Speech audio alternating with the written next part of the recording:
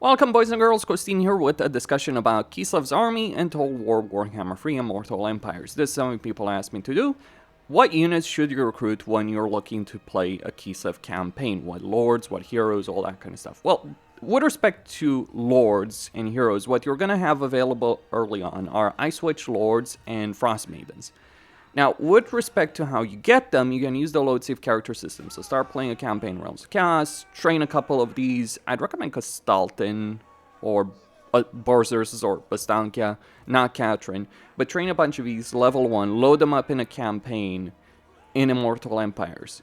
Recommend going for Tempest Magic, various traits to exist, but it is really the magic that makes these so very useful. And specifically Tempest Magic, because the spells that are available in Tempest Magic are generally speaking going to be much more useful early on in a campaign than Ice Magic. So with Tempest Magic, you get things like Blizzard, you get Hawks of Miska, you get Biting Wind. These generally speaking are much better spells. Also, Gem, the Gust of True Flight, also pretty solid. Compared to Ice Magic, which does give you a bunch of buffs and debuffs, but the amount of damage you can get from the spells here is just not going to compare to what Tempest Magic has on offer. The heroes that you can recruit through regular means are very early on in the campaign are going to be Patriarchs. So any settlement gets to tier 2 can increase capacity of Patriarchs.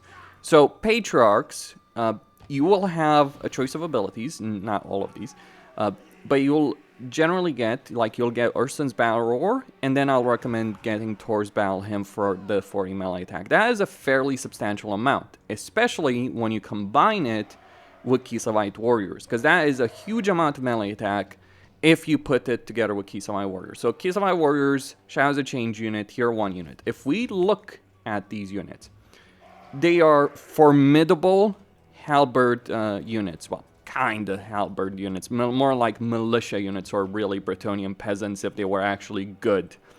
So their armor is 30, so that's not the best level of armor, but it's still pretty decent enough. They have a high level of leadership available to them. They do a good amount of armor piercing damage and bonus versus large.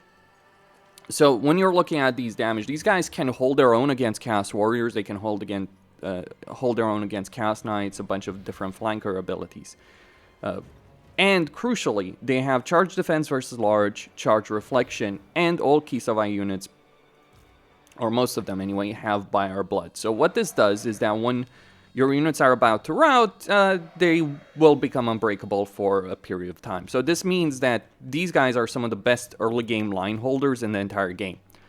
They're not the best, sure, I think Jade Warriors, even if they don't have the same insane level of leadership, but I think Jade Warriors are generally better, just more armored, but still great line holders, and you want a combination of them and regular Kossars. Kossars are just archers, archers with an axe weapon. They're considered a hybrid unit, but really they're not a hybrid unit. Don't consider them as a melee unit in any way, shape, or form. There is a Kossar version you can get from a barracks, but with a spear, but that's flat out not worth getting the barracks. It is worth recruiting that unit, but it's not worth getting a tier 1 barracks in any Kislev campaign. If you're getting a barracks, you're getting it for the tier 2 units, not the tier 1 unit.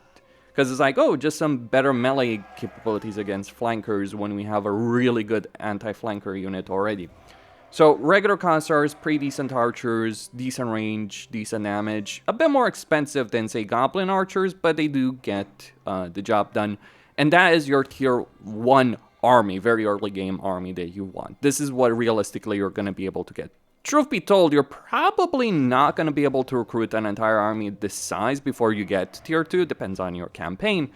But this is what you're looking to achieve in a very early game army, besides the starting units that Legendary Lords have, but this would be like your second army that you start recruiting once your first one is filled up. Now, a bit later on, but still fairly early game, once you get to tier 2 and even tier 3, at least if you get proc to tier 3, this is the kind of army that you are going to be looking to have. A bunch of armor Kossars, You don't necessarily want to get rid of the Kislev warriors, but this is what you will want to recruit once you do get to tier 2. Just don't recruit Kislev warriors anymore, just recruit armored Kossars. And armored Kossars with grey weapons. Now, what's the difference between these two units? Both of them are heavily armored units, but the difference is that the regular armored Kossars have a silver shield and also have more melee defense. But they lose out in terms of a bit of a melee attack, just a very small amount over there, charge bonus, and crucially armor piercing. Now, since you will be dealing with races like Chaos Warriors and other heavily armored races, you will want to have some form of armor piercing. Now, early on, you get Kislev Warriors for that role. Later on, you get armor Kossars with great weapons. They won't hold the line as well as the regular armor Kossars, so I generally put the armor Kossars on the flanks, and the armor Kossars with great weapons as like the kind of center of an army. But there are different formations that do work over there. And something else that you will want to get, because when you're building up your settlements and you get to tier 3, what you're probably going to be able to recruit very quickly once you get to tier 3 are going to be Streltsy. Streltsy are your gunpowder range units. They are pretty solid in melee, but you shouldn't use them for melee. Like, they'll hold their own, but they're obviously not going to be as good as regular Kossars. They have less HP, they have less armor, they have less melee stats, so they're obviously not going to be anywhere near as good. And by the way, don't be confused by like the missile strength, because these guys are generally much better in range, because like that greater range, like far more limited range, these guys are using pistols, and these guys also have far more limited ammunition. So yeah, Streltsy are your gunpowder units, but they're also pretty solid at holding the line when we're looking at these guys. Like, they do have a good amount of armor piercing, but you don't want to mass Streltsy in an army, because gunpowder units inherently do have certain limitations. So you're gonna have to give them firing lanes and a kind of bow. You're going to want to protect them in order for them to be able to shoot, all that kind of stuff when you're looking at them. Now, by this point, your lords should have gotten, and I assume that you're looking to fight as many battles as quickly as possible, but your lord should have gotten mounts available. Maybe not quite the Frostworm mount, but still, all the same. Just even if you're just riding war bears at this point, still, your lords and heroes are still going to be pretty solid. At this stage of the campaign, though, you're still only looking like one Patriarch, one Frost Maiden in terms of the heroes that you do have in an army. Now, of course, you do have the Golden Knight as a legendary hero that you can get. You do have Gotrek and Felix, but this is just more for the generic situation. Like, yes, you do want those things like Ulrika, Gotrek and Felix, the Golden Knight, all that kind of stuff. But in terms of a generic Kislev army, this is probably what I'd be looking at. Like, just as soon as you get to tier 3, you should be recruiting a couple of Streltsy. And once you get to tier 2, you just recruit, like, when you get to tier 2, get armor Kossars instead of Kislev warriors, if you can afford it. Don't necessarily look to remove the Kislev warriors immediately, but yeah. So there's an argument to be made in favor of just recruiting a bunch of Kossars in an army as opposed to Kislev warriors, though usually I would say in Kislev campaigns, Kislev warriors for those first few turns can give you a significant advantage. But then you end up with units that you don't necessarily need later on. Now, as far as a tier 3 army is concerned, or in the latter stages of the mid-game, as I'd call it, so tier 3 armies, you'd be looking at Sargard. You certainly don't need to replace your armor Kossars, but Sargard are just flat out the better version of those units. They'd lose the gunpowder weapon, but they are flat out just the better leadership, better stats, better line holding capability for regular Sargard with shields, better melee capability for Sargard with the great weapons. But you may not be looking to replace your armor Kossars, especially because Sargard are a bit annoying to recruit. What you would be looking to replace are your armor Kossars with Akshina. Maybe even go with 2 Streltsy as opposed to 3. But we'll get into that in just a second. But Akshina ambushers are one of the best units that Kislev has in their roster. They have a crossbow. They do a decent amount of armor-piercing missile damage. They have Vanguard deployment available to them. They have stock, so they do have stealth capability. So you can either keep them in a line like this, though keep in mind they don't have the durability that Streltsy have, but you can either keep them protected as this, or you can send them out to harass a foe. Now, the real winners, though, for Kislev at tier 3 are the Frostworms. Never underestimate the capability of a Frostworm. Like, I guess when this unit came out, it was pretty bad, but now it's actually a really, really good unit. It has Siege Attacker, so that's great. It has a good amount of missile resistance, 25. It has a pretty decent charge bonus. It does a good amount of armor-piercing bonus versus large damage. It slows down enemies. Has a pretty solid level of leadership and armor. Not the best HP in the world when you're looking at it, but still, these single entities are just fantastic in battle. And keep in mind, this is a tier 3 unit. It's not a tier 4 or tier 5 unit. It is a tier 3 unit. And it is just great to actually use. Now, you may see that there's 2 slots occupied by Griffin Legion and Light War Sleds. This is more of a situational thing.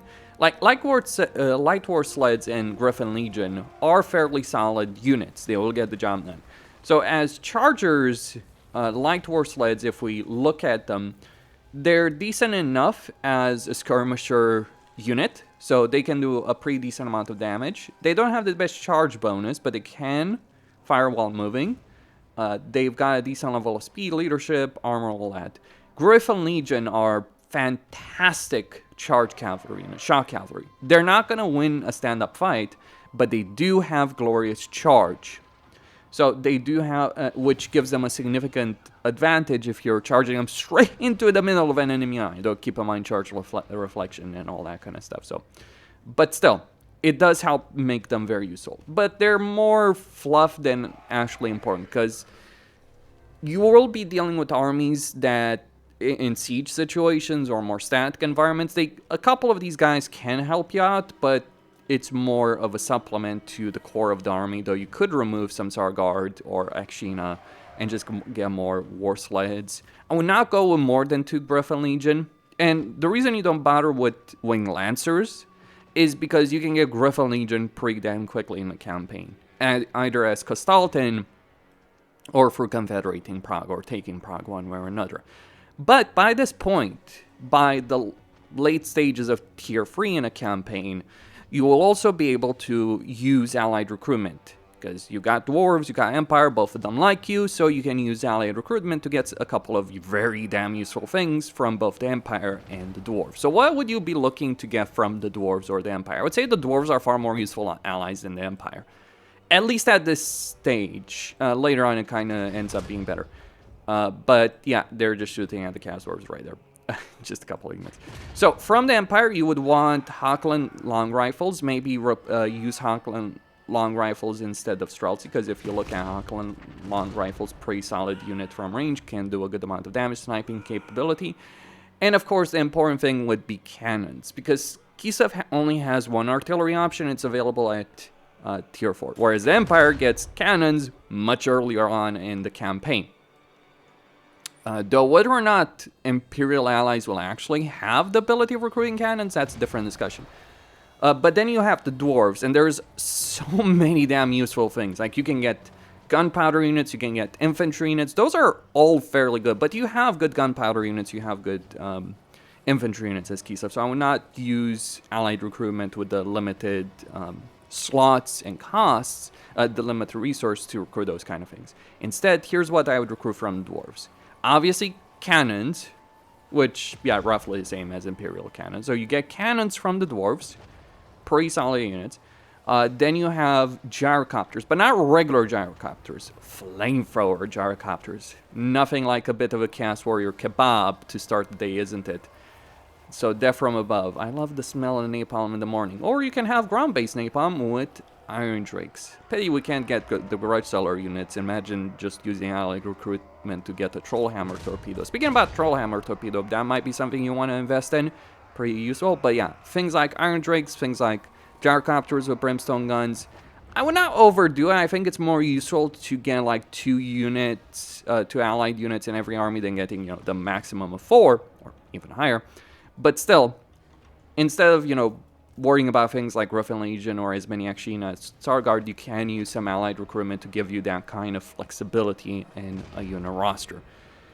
These are the units, like what you're seeing here, these are the units you'd want to recruit. And yes, you do have Hag Witches. You should be able to recruit Hag Witches by this point in your campaign. You can recruit Akshina earlier to be sure, but honestly, I think, it's worth it to just get both things at once, like get the Hag Witch, worry about Armor Cossars early on. Then once you can get the Hag Witch, also start recruiting Akshina. So you get Hag Witch with the Lore of Hags, various support spells, various damage spells. Pretty good Lore of Magic, and the thing about Hag Witches is they also have a bunch of useful campaign abilities, and yeah, being able to reduce attrition, especially when you're playing Kislev campaign, is generally speaking useful because you will be dealing with territory that has a good amount of attrition. But the Lore of Magic is decent, though keep in mind, Tempest Magic is just gonna be better even than Lore of Hags. Lore of Hags is more of a support. The thing about Hag Witches is that they're a great skirmisher unit as well. So like if you get some war sleds and you put them together with Hag Witches and you let them run around, they will do a good amount of damage in that situation. If we look at the statistics of a Hag Witch, you can see she also has fire while moving. A Stank has the ability of attacking walls as well. So yes, she's a mobile artillery unit. I wish Hag Witches had that. That would actually be a solution for Kislev's siege issues. Anyway, that is the kind of late tier 3 army that you would get if you're playing as Kislev. Akshina, Starguard, Streltsy, all the heroes of Kislev, Frostworms, and then maybe Griffin Legion and light war sleds. And you might say, oh, but Griffin Legion is not really a tier 3 unit. Yeah, practically it actually is. As far as a late game Kislev army is concerned, yes, you keep the same hero and lord situation, though of course you could just get a bunch of patriarchs by this point, or even a bunch of Hag Witches. I think a Hag Witch Doomstack would be pretty damn hilarious. An entire skirmisher caster army, yeah, that would be crazy good. Though not so great in sieges, I gotta say. Now, in terms of the actual units, well, late game, I consider tier 4. Tier 5 is, generally speaking, purely fluff. If you ever get to tier 5 in any campaign, you've long since won your campaign. So any unit you can recruit at tier 5, be it Incarnate Elemental of Beasts or the Elemental Bear, just, yeah, pure fluff from that perspective. Same with allied recruitment situation. For the most part, though, your allies probably will get to tier 5 faster than you will in a Kislev campaign. And yes, my artillery is fire. So you keep Starguard, you keep Akshina, you may keep some Streltsy. Streltsy are still really good damage units, even as gunpowder units, and they're also fairly durable, but having too many Streltsy can be a problem because of the limitations of gunpowder units. Akshinas will handle most situations the best out of the Kislev ranged units. Then you have Ice Guard.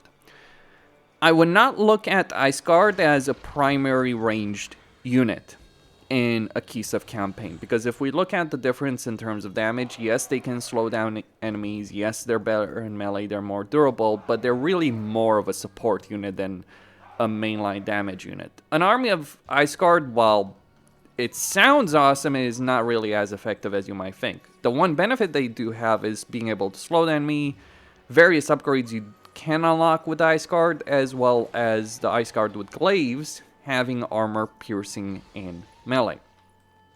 But yes, I would generally not recruit too many Ice Guard. Instead, I would use them to support other range units. It's also worth saying that things like Starguard, Ice Guard, and a couple of other things are a bit of a hassle to recruit in a Kislev campaign.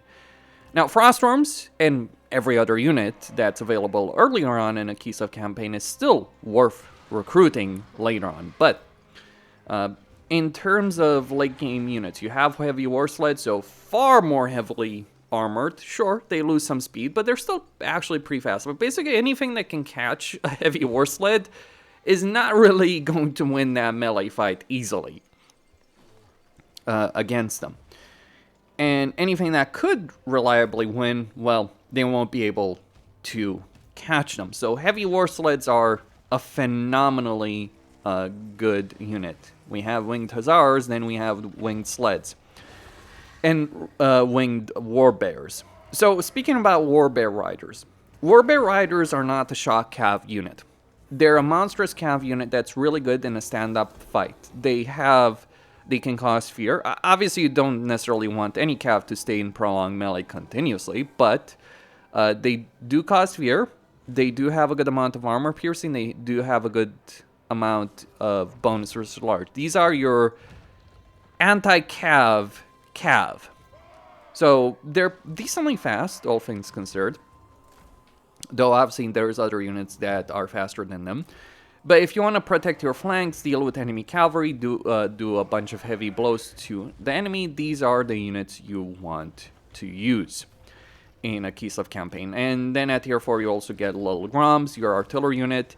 And it's actually good to get little Groms once you do have the availability of recruiting them, as opposed to relying on Dwarf and Empire artillery, partly because of skill lines and partly because of research. So little Groms have a research that gives them explosive shells in a campaign. On top of that, they're driven, they're pulled by warbears, really heavily armored and massive warbears over here, polar bears of Kislev with heavy armor on them. Yeah, these things are pretty damn good in melee. As far as an artillery unit is concerned, always keep that aspect in mind with regards to how Kislev works. Now, in terms of allied recruitment, what would you be looking at? Well, one of the units I think a lot of people ignore is just how good freaking gyro bombers are. So gyro bombers, their main guns do a good amount of damage, like 500 missile strength.